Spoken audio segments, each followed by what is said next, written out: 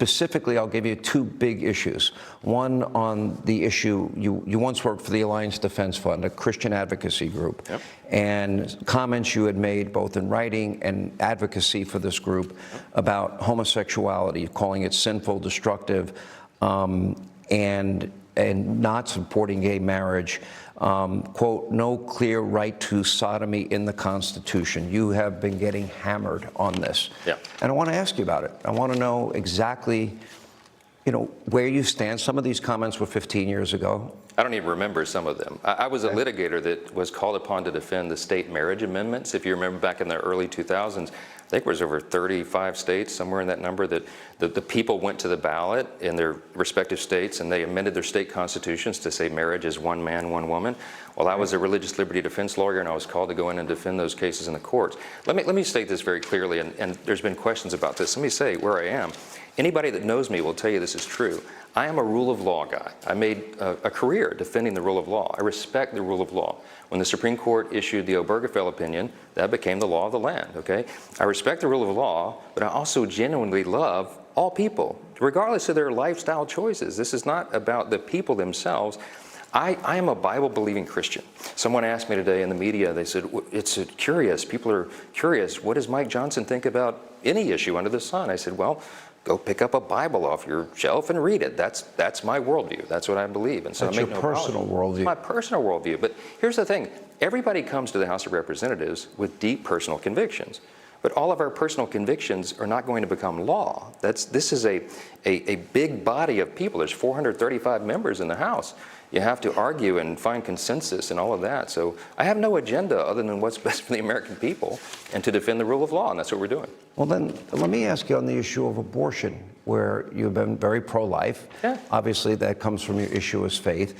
You had argued against Roe, bad law. Yes.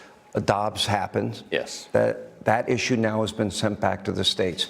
On either one of these issues, gay marriage, abortion, in the next 14 months, as you're going to be the Speaker of the House, assuming the motion to vacate never comes up, which I think is awful, shouldn't be there. I think we're going to change. Or have a higher bar, certainly, 25 people instead of just any one member. But on those two issues where they've come at you so hard, and you're explaining your personal view and you're kind of bifurcating it sure. or away from your political view, do you see any scenario where either one of those issues would be an agenda item for you and the Republicans for the next 14 months or at any point down the line? Well, first of all, on the marriage issue, no one has discussed that for as long as I can remember. This has been settled by the Supreme Court in the Obergefell opinion in 2015. So right. That's the decision. Now, they changed the definition of marriage that had been regarded by basically every human society for 5,000 years, but when 5 justices on the Supreme Court changed it, that became the law of the land. I'm a constitutional law attorney. I respect that, and we move forward. The abortion issue is different. The table was just reset. With Dobbs' opinion overturned Roe, which I thought was one of the worst, probably the worst, Supreme Court opinion. Roe v. Wade. Roe v. Wade, yes, the most erroneous court opinion that had been So issued. you like it back, you like the states to decide? We argued my entire career for 25 years that the states should have the right to do this. There's no national consensus among the people on what to do with that issue on a federal level, for certain. We have such big priorities in this moment right now, Sean. We have Israel being attacked. We have unrest. We have the Ukraine situation we've got to deal with. We have China being aggressive. We have Iran with all the meddling, and China, Russia, and Iran working together. This is a dangerous time. The economy is in the tank. The border's overrun. People are dying from fentanyl poisoning. All of these issues. These are the frontline matters that have our attention right now, and the rest of these things, they're just using for political attacks.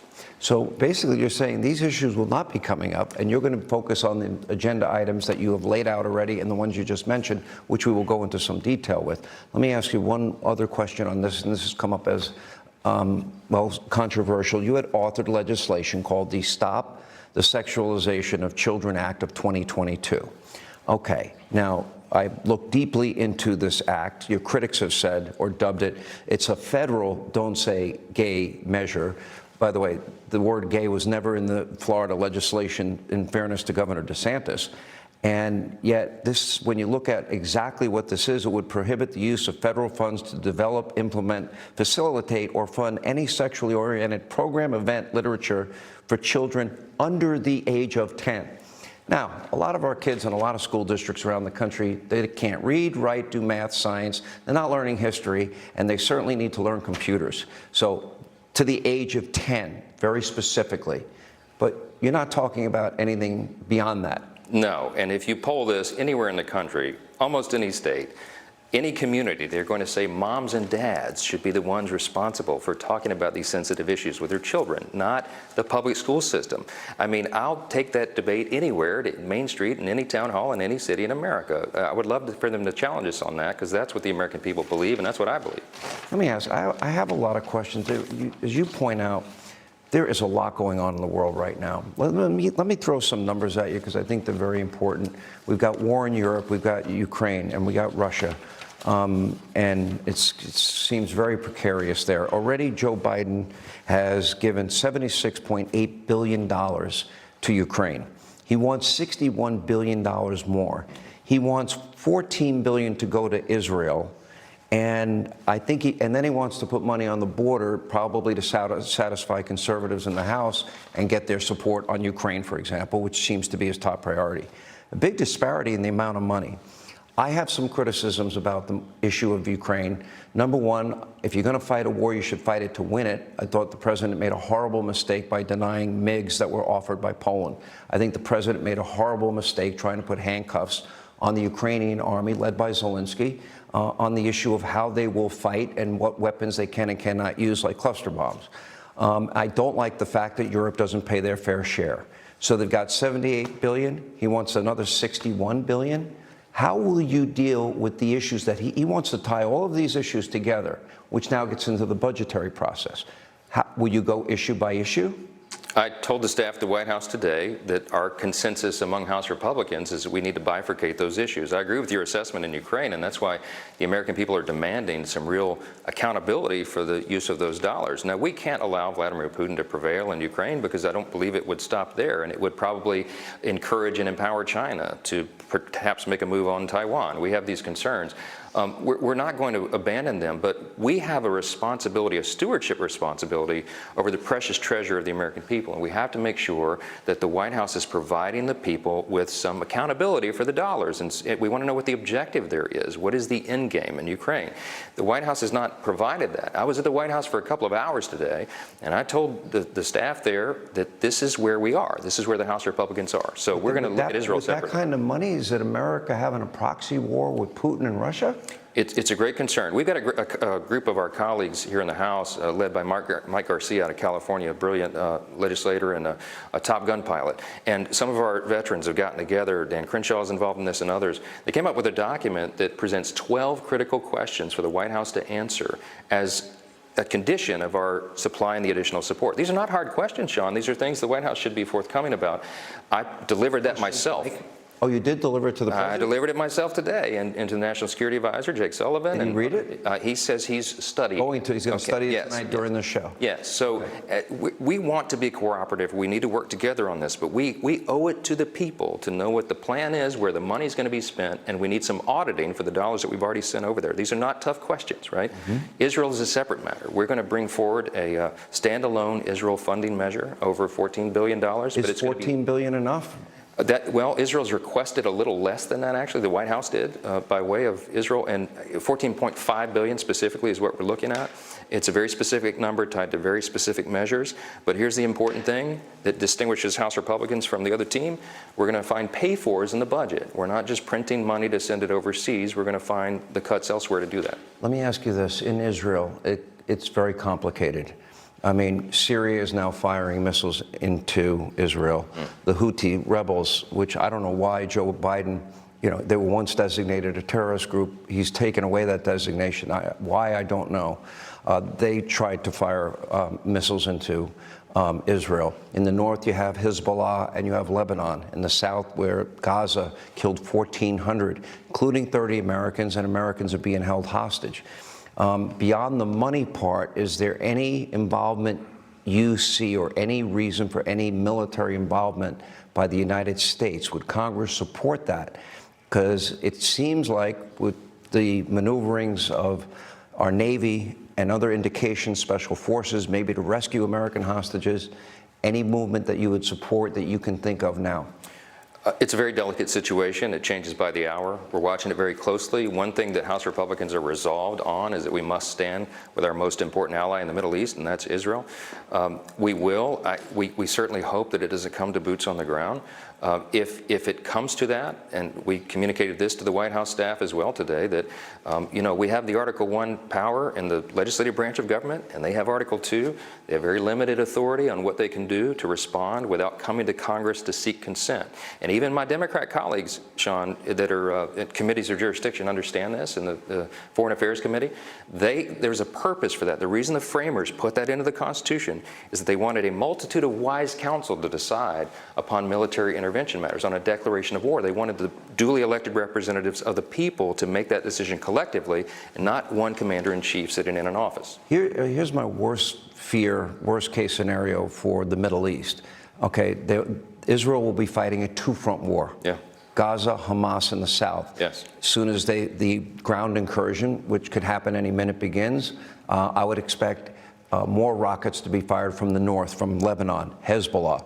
They both have something in common, that they're getting military strategy, weaponry, money support from Iran. Yes. That's the head of the snake. Now we have another problem. Syria has involved itself in this conflict. Another problem, the Houthis seem to be wanting to involve themselves, and you've had comments made by the leaders of Iran that they themselves may get involved in a conflict. If that happens, correct me if you think I'm wrong, I would say all bets are off in the Middle East. We could have a full-out war in the Middle East, Israel at the center of it, and at that point, if Israel's existence is put in jeopardy, I don't think Prime Minister Netanyahu, who I've known for almost 30 years, I don't think there's anything he won't do to preserve and protect his country from people that have committed their lives to destroy it. He has to do that, and around here, people throw around the phrase existential threat. They have an existential threat every day. I mean, their neighbors want to eliminate them and wipe them off the map. So Prime Minister Netanyahu is resolved. I've spent time with him personally. I know him as well. I think he's a strong leader at this important time, and I think he's going to do what is necessary. And America will back him up. I mean, they tell us when we're in Israel, and you've been there, they say the reason that we are able to sustain ourselves and survive is because everyone knows that our big ally is America. And that's an important role that we have in the world. We're not the world's policeman, but a strong America, as I said, is good for the whole world because it's the perception that we would be there to defend freedom. And that's been our role. That's the Reagan doctrine.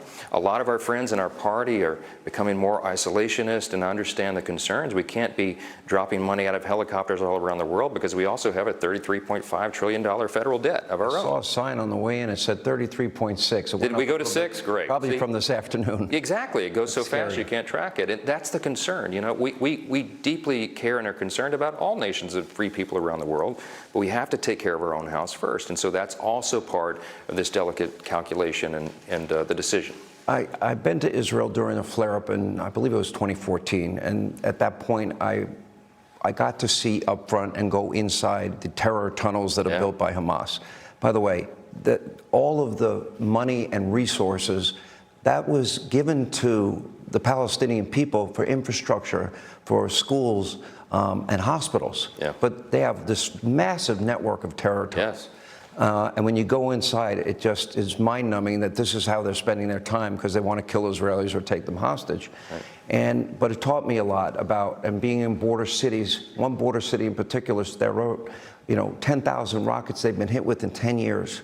And these kids play indoors in bunker playgrounds.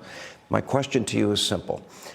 Joe Biden wants to give $100 million to the Palestinians for humanitarian relief. Sounds great on paper.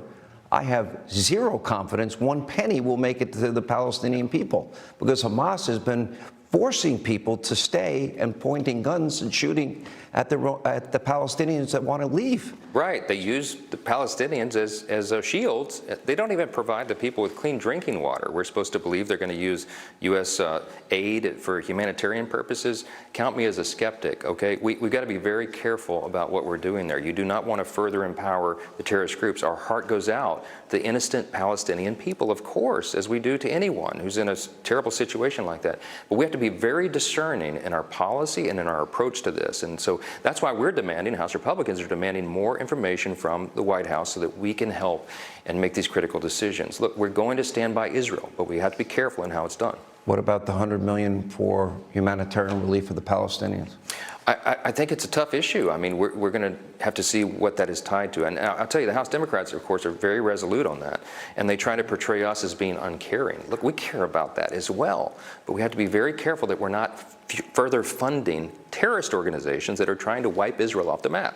Can you explain why then President Obama, Vice President Biden did this billion-dollar deal with Iran? Can you explain why Joe Biden made a deal with the Iranians for $6 billion to be freed up in money that was held that they had no access to? We're in fits over that. I don't understand it at all. I don't understand most of their foreign policy, and I think it's gotten us in the shape that we're in. We have big disagreements with them. We're asking for and demanding accountability on that as well. And we have to, the White House has to improve how they're messaging this and how they're explaining it to people. Because we all have to understand that we have a right to. This is the precious treasure of the American people, and if you're sending Iran money, we know that Iran is directly tied to all this. These are Hamas and Hezbollah are proxies of Iran, and they're tied in now with Russia and China. I mean, it is a new axis of evil. That's how we see it, and so it has to be addressed accordingly. Would you say if Israel, with all the funding of terror and all these terror organizations, are they within their right to fight back and go directly at Iran? Of course. That was the first, as you noted, the first act of my speakership is that we passed that resolution to articulate that and make it very clear where we stand. The House is back in business, and we're going to stand with Israel. Let's ask, I call it the new axis of evil, China, Russia, Iran. Yeah. How big a threat? It's huge. It's the biggest threat. Since World War II, we have been the big kid on the block, right? We're the last real superpower. And after the USSR fell, we've been unrivaled. Now, China is a near peer-to-peer adversary to us now. And of course, their goal is to rebuild the empire. And so we're doing everything we can to ensure that we maintain our military superiority. We're the only nation that has the ability to project power and force like that around the globe right now, but China is doing its best to encroach upon that power. And you see they're even putting outposts around us. They're buying up farmland in states here in the U.S. All of these things have to be addressed at the federal level, at the state level, with the legislatures, and even in some of these localities. We have Chinese CCP-owned companies that are coming in and open shop on Main Street in some towns, in our small towns. They're buying our farmland. Yes. They're buying our ranch land, and they're buying land near military installations. Yes. Would we be allowed to buy it there? Of course not. Of course not. Of course not. And they allowed a Chinese spy balloon to float unimpeded across the country for 8 days. We scratch our heads a lot around here about these Biden decisions, and I don't know, it may be tied in some way to, I don't know, some of the money they receive from some of these folks. Well, you are on the House Judiciary Committee. Yes. We've been watching the House Oversight Committee with James Comer. Yeah. Let me ask you, there's issues involving two congressmen in particular, a Democrat and a Republican. George Santos, the Republican, many charges have been filed against him. And then the issue of Congresswoman Tlaib and others, and this talk of censure and talk of removal. Do you support either? We're working through those issues. I'll tell you, I talked to the authors of some of these resolutions today that want to deal with that. Here's the reality, Sean. We have a 4-seat majority in the House. It is possible that that number may be reduced even more in the coming weeks and months, and so we'll have what may be the most razor-thin majority in the history of the Congress. We have no margin for error, and so George Santos is due process, right? He is, my understanding is, I think he's appearing in a federal court tomorrow, and we have to allow due process to play itself out. That's what our system of justice is for. He's not convicted, he's charged. Not convicted. He's charged. And so if we're going to expel people from Congress just because they're charged with a crime, then, or accused, that's a problem. Joe Biden has allowed over 7.5 million people into this country illegally. It'll be probably over 8 million. Even people on terror watch lists, even people from countries like Iran and Syria. How do you get the border secure? And what is your assessment of Secretary of Homeland Security, Mayorkas? Should he be impeached? Listen, you know that my duties here have included Judiciary and the Select Committee on the Weaponization of the Federal Government. In my assessment, almost every federal agency under the Biden administration has been weaponized. The very agencies that were designed to protect and serve the people are now being used against them, and we have many examples of that, and you've talked about all of it on your show before. Look, Mayorkas has been an abject failure in his position. I believe he has committed impeachable offenses, and I've been on a record saying that for a long, long time. In fact, he appeared in an oversight hearing in our House Judiciary Committee. We have jurisdiction over his department. Less than 4 months into office, and I saw where this was headed, and I told him in a clip that went viral, Mr. Mayorkas, you need to get your resume prepared, because I thought he was headed towards a dead end on this. Look, the investigations are going forward. Jamie Comer and the Oversight Committee are doing an exceptional job. Jim Jordan, who's chairman of Judiciary, has helped lead on that. We've gotten a lot of information on all these issues. Well, you're on the Judiciary Committee. Let me ask you, Yeah. do you believe that Joe Biden's Department of Justice, do you believe our FBI has been politicized? Do you believe it's been weaponized? Do we have a dual justice system? Absolutely. We have a two-tiered system of justice, and that erodes the people's faith in our system of justice itself. And this is what I reminded Merrick Garland when he was in front of us, the Attorney General, Christopher Wray at the FBI. The greatest threat here is not these individual issues. It's that the people are losing their faith in our system of justice. And Sean, you cannot maintain a constitutional republic, a government of, by, and for the people, if the people doubt that the system is fair. You know, if they believe there's two tiers of justice, then the system doesn't work at all. And so I think Garland's been a great threat. I think he's the worst Attorney General in the history of the United States. Joe Biden swore to the American people, both as a candidate and as president. Not one time did he ever speak to his son, his brother, or anybody for that matter about their foreign business dealings. We know that is a flat-out lie. We've learned from James Comer and his investigation that we are talking about tens of millions of dollars taken in from a lot of adversarial countries, some of our top geopolitical foes like China, Russia, Ukraine, Romania, Mexico, other countries, tens of millions. They've discovered all of these shell corporations. They've discovered 9 particular Biden family members have been paid. And then you have the issue of Joe on tape admitting that he used our money, taxpayer money, to leverage $1 billion in loan guarantees, which was Obama administration policy to fire a prosecutor investigating his son. Well, one of the benefits of that, his son continued to get paid for a job he admits he had no experience in at a time where he was dealing with a drug problem. What does that sound like to you? That's a pretty good recitation of the facts. And as John Adams said, facts are stubborn things. They're hard to ignore. I believe the documents are proving all that. As my good brother Jamie Comer often says, the bank records don't lie. So we have the receipts on so much of this now.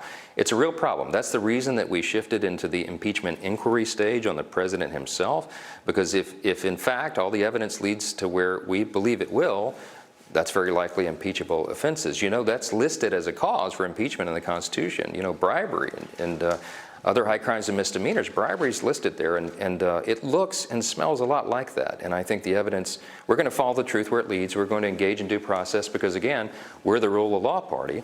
I know people are getting anxious and they're getting restless and they just want somebody to be impeached, but that's not. We don't do that like the other team. We have to base it upon the evidence, and the evidence is coming together. We'll see where it leads. Let me go back to the budget, if I may, for a second. This whole issue of regular order. We have 4 of the 12 appropriations bills that have already been dealt with. My understanding is that's about 70% of the budget. So you have 8 more to go. You've talked about a short-term CR that you would be willing to maybe have until January or maybe even to April. Would there be, we talk about a clean CR. Would you have conditions? For example, Chip Roy and Byron Donalds had a plan. Okay, well, we'll give you a CR, but it's not going to be clean. We're going to cut government spending by 8%, and we're going to secure the border and protect our military and veterans. Would you have conditions to a CR? I think we have to, if indeed we do that. November 17th, of course, is the deadline that was extended. Yeah, you've got about it's coming quickly. 21 days. And we're speeding it up as quickly as possible. That was my commitment to my colleagues when they named me Speaker of the House, and that work began today. In fact, we passed one of the approach bills just a couple of hours ago before you arrived here. We got it off the House floor, the Energy and Water bill. That was a big box that we had to check, and we did that.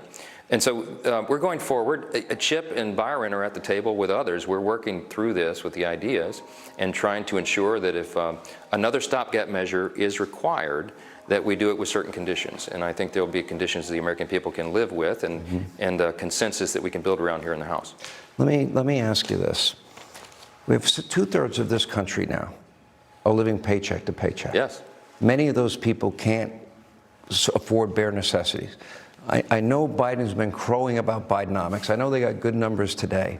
However, a lot of economists I spoke to earlier today, this doesn't look good at all. They think we're in a bubble that is about to burst, and it's going to be even worse, especially in the housing market. It's new home construction is stopping, sale of pre-existing homes, a disaster. How bad is this economy? How long can we sustain another, $2 trillion in debt that Joe Biden took on last year? And how do we get inflation down once and for all? I have friends of mine just 3 years ago. They were getting interest rates at a 30-year fixed rate mortgage at 30%. Right. Now it averages 8%. Nobody's going to sell their home and buy another home at that because it's thousands of dollars more for the same type of home. It grinds the economy to a halt. It's a disaster. That's the word you use, and that's the appropriate word. These are policy choices that got us in this situation. If you remember, if you rewind in your mind back to right before the pandemic began, in the Trump administration, we had the greatest economy in the history of the world. And it wasn't by happenstance. It's because we cut taxes, cut regulations. We focused on American energy dominance. We were doing and following all the policies that led to economic success and growth for all Americans, everyone in every demographic. All boats were rising. We can achieve that again, but you have to do almost exactly the opposite of what the Biden administration is pursuing and doing. This is not rocket science, but we're so far down the road now that we have to make these changes quickly. And we're trying to urge our Democrat colleagues to take a look, again, at the basic facts. I mean, interest rates are so high now. They're going to continue to rise, apparently. Double digit, I could see it coming. All right, let me ask maybe the question this way. Because you do have such a small majority. And obviously that didn't help Kevin McCarthy. I think you should get rid of the motion to vacate and raise the bar dramatically, 20, 25 people at least. My question is specifically on the economy. If you pass your budgets in the House, you're going to send it over to the Senate. They're going to rip it up line by line. You'll go into conference. But the only way you can succeed is if you, as Speaker, are able to hold your slim majority. Yes. That's going to be a Herculean task. How do you plan on doing that? With truth and transparency and relationships. This is a business that's based on that. And my colleagues trust me. I'm grateful for that. It's earned. And I'm going to do well by them, or we're going to govern well. We're going to show the American people we can. When you get into the negotiations in the conference committee, the Speaker of the House and the leader of our party has to have a strong hand. And so if we can keep the team together, keep rowing in the same direction, look, everybody's got to give up on some of their preferences. None of us are going to get everything we want. I'll never ask any of my colleagues to compromise core principles because I share those principles with them, right?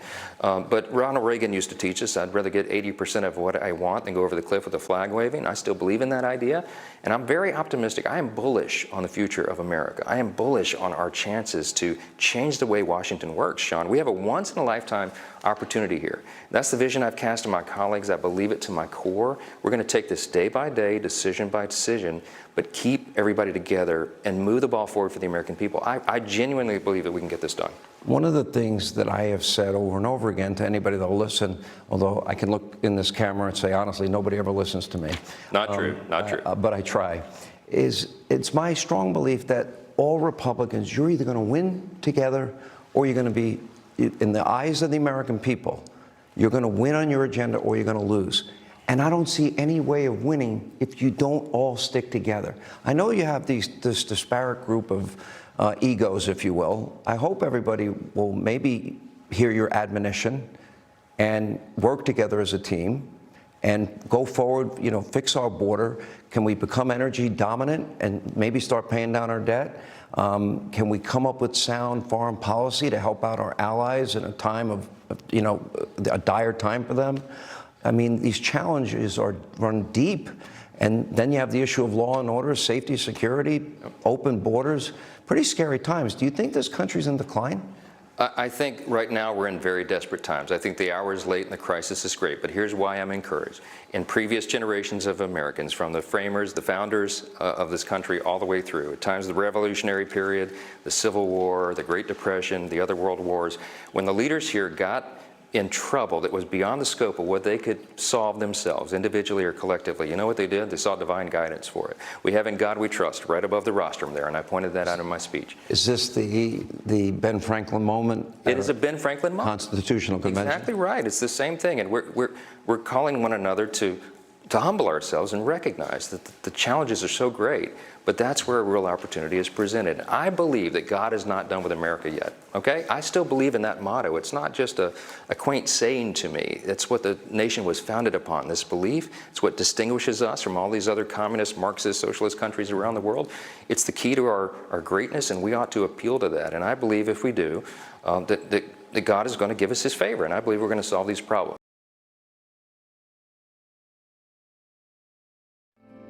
Cause the flag still stands for freedom, and they can't take that